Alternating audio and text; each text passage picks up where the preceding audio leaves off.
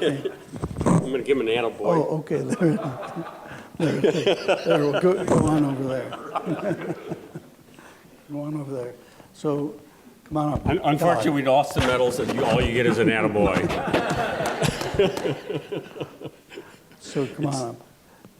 It's my privilege to present the Velasquez Professorship Medal to Kayla Lefez, a friend since he became a resident here in his second residency because he was so slow with the first one. But clearly viewed by his colleagues in the department, and I can tell you by colleagues around the state, is the most technically gifted and dedicated urologic surgeon in the state. Thank you. Thank you, sir.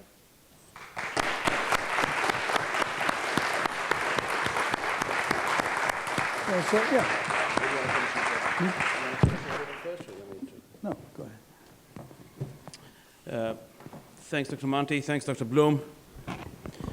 Dear guests, I'll be honest, for me to stand today in front of all of you and accept this incredible honor is probably not just a testament of me, but a testament of this department, this institution, and I think more a testament of this great country. As Dr. Bloom mentioned, I've been in the US now for, I just think about it last night, 21 years. I've been given a lot of opportunities, and I have really to take this opportunity to express my love, appreciation, and gratitude for everything that I received since I came to the US. I think what makes us is not simply just simple hard work, but it's our ability to challenge each other and challenge ourselves before anyone else challenges us. And have high expectations to what we want to achieve in life and not just simply try to get by. I've learned more to be a good human being than being a physician by watching my mentors, who they take ownership and responsibility for the shortcomings and failures before accepting credit and praises for their successes. Mentors like Dr. Bloom and Dr. Monti and Dr. McGuire were the main reasons I came to Michigan and the main reasons that who I am today. In addition, through the path, I met mentors that were not urology surgeons like Dr. Prager and Dr. Stanley, who I learned tremendously from. These mentors all allowed me to witness them and see how they behaved and how they led by example. This endowment comes with a bigger responsibility, and one that will change my role from simply being a passenger in the car to being the driver and trying to step in the footsteps and fill the role of these great mentors. This institution and our department is extremely unique, and I'm blessed and honored to be part of it. The collegial culture of our department and everyone's willingness to help and support each other during the tough times and the good times is remarkable. The culture that emphasizes that one's success is everyone's success and one's failure is everyone's failure is the result of years of leadership and nurturing. Finally, the support and generosity of Mr. Velasquez, as Dr. Bloom mentioned, will allow me to achieve some goals in my career that I would like to focus on in the upcoming 10 years, which is education and training. I hope that my family was here, but unfortunately they're running behind. But I'll be honest, they know how I feel about them. My wife, who's been my friend for more than 20 years, and my wife for about 19 years, every day when I come home, she always has a smile. She makes my life worth living, and she brings the best out of me. My son, who I hope he was here also, and I want him to know that I love him unconditionally, and I'm proud of him for everything that he does. Thank you.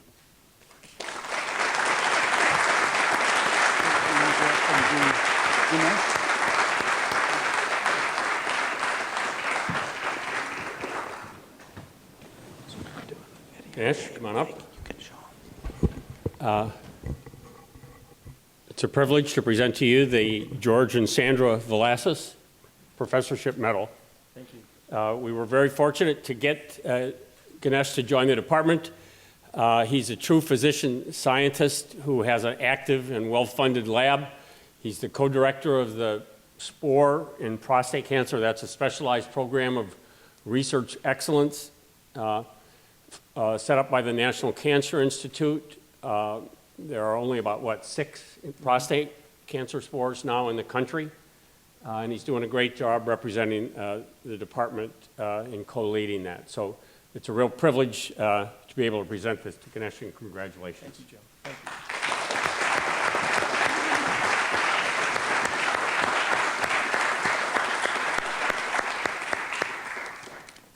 All right.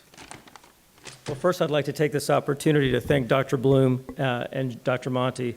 David, thank you for allowing me to join this amazing team and for your leadership and friendship. Jim, thank you for everything you have done and everything you continue to do. In many ways, without you, many of us wouldn't be here today. Your impact on our team has been immense. Thank you, Jim, for your moral fortitude and your guidance. I also want to take a moment to say how lucky I feel today to be honored alongside Drs. Hafez and Wan. I think in many ways they represent the heart and soul of our department, quite literally. And I congratulate you both today on this really immense honor, tremendously earned and certainly well-deserved. Congratulations to you both.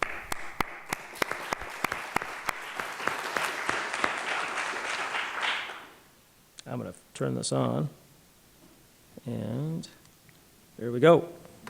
I'd like to take a few moments now to thank and recognize George and Sandy Velasquez, the benefactors of both my chair and Khaled's. George was born in Toledo, Ohio. His father emigrated from Greece at the age of 9, and his mother from Germany at the age of 16. While attending at the University of Michigan, George was actually on the swim team as a backstroke specialist. At the very beginning of his career, George cleverly solved an important riddle that had plagued marketers and advertisers for years. And the question he solved was, what is the best way to consistently reach a wide audience? His solution? Place freestanding ads within the folds of the Sunday newspaper. What a simple and yet elegant solution. Many printing and marketing innovations were born from this innovative idea. George F. Velasquez and Company was started in 1970 in Livonia, Michigan, as David mentioned earlier, and taken public in 1992 in what was really one of the largest IPOs the New York Stock Exchange had ever seen. Today, Velasquez Communication employs more than 9,000 employees across 28 states and is valued over $2 billion. Among George's most noteworthy contributions were the Sunday newspaper freestanding coupon insert book that I'm sure many of you are very familiar with, as well as the Have You Seen Me photo program inside the newspaper to locate missing children around the country. George and Sandy have been together since 1993 and currently reside in Florida. We'd like to extend our deepest gratitude to George and Sandy for their kindness and generosity in supporting our department. Their sacrifice and hard work has enabled us to perform vital roles in research and education that seek to both make the important discoveries of today and train the leaders of tomorrow. Please join me in a round of applause for George and Sandy Velasquez.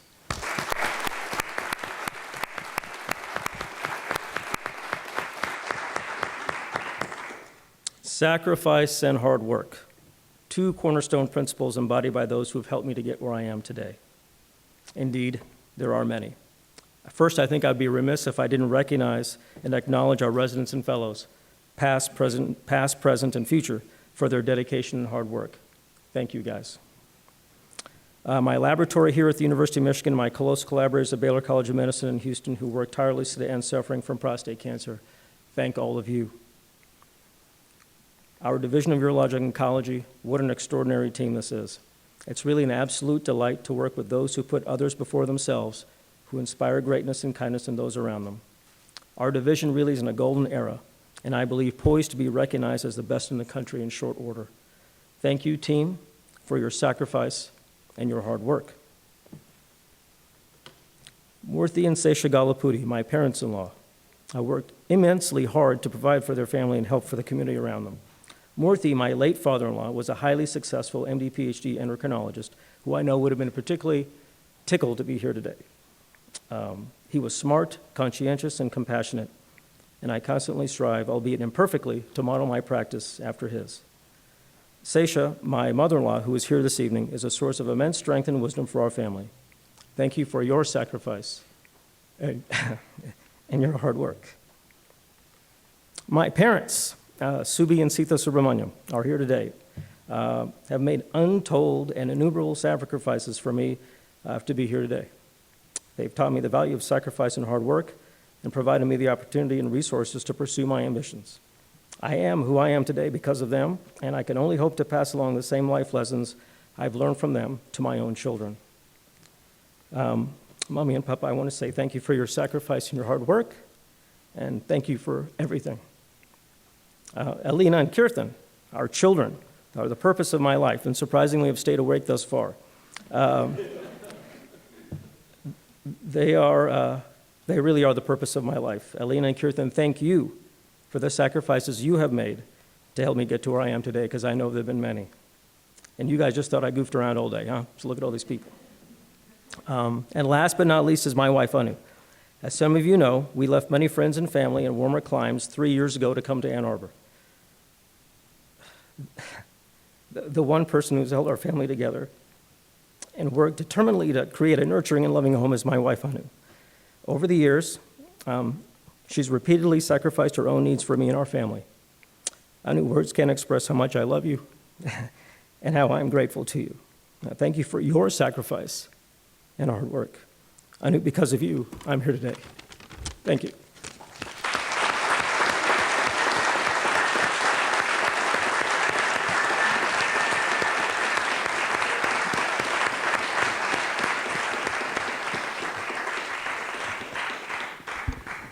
Okay, Ed, can we get Ed McGuire to come on down and?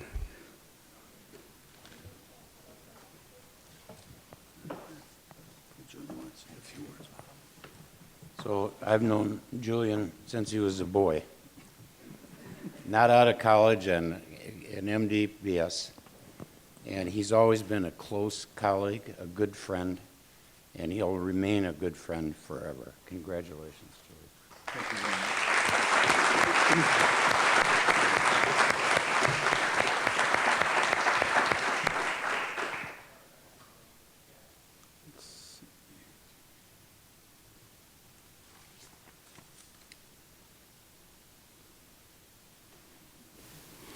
Thank you very much, Dr. McGuire, Dr. Bloom, Dr. Monty, members of our department, and honored guests. This is truly a great honor, and I'm deeply humbled to be named to take on this tremendous position. Dr. Nesbitt, as you heard, was one of the founders of modern urology, being one of the original recruits of Hugh Cabot, and led Michigan urology for 37 years, achieving international acclaim. And his pioneering work in transurethral resection of prostate helped define the whole specialty and laid the foundation of endourology and all that we've come to now know as minimally invasive urology.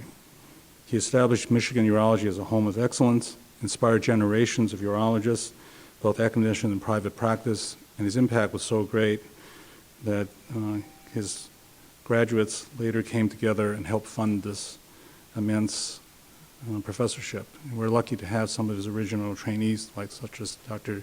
Chang here, come visit with us today. But no honor of this stature can be the result of efforts of solely any one person. It's only due to the tremendous dedication, generosity, kindness of many people that any of us can stand before you today.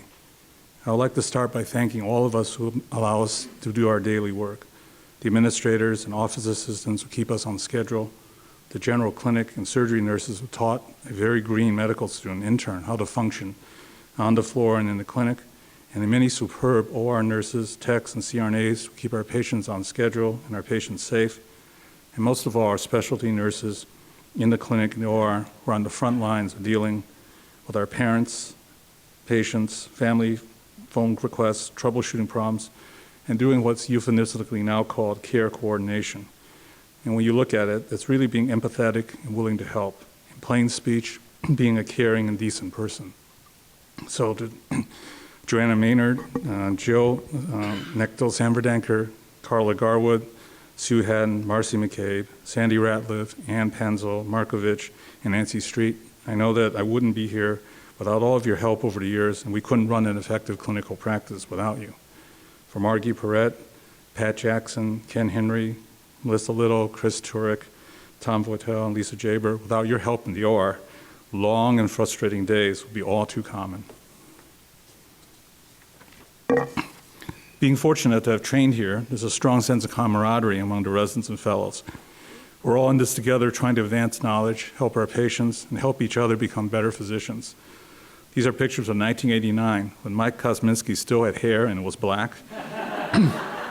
Dave Burks only had a speckle of gray.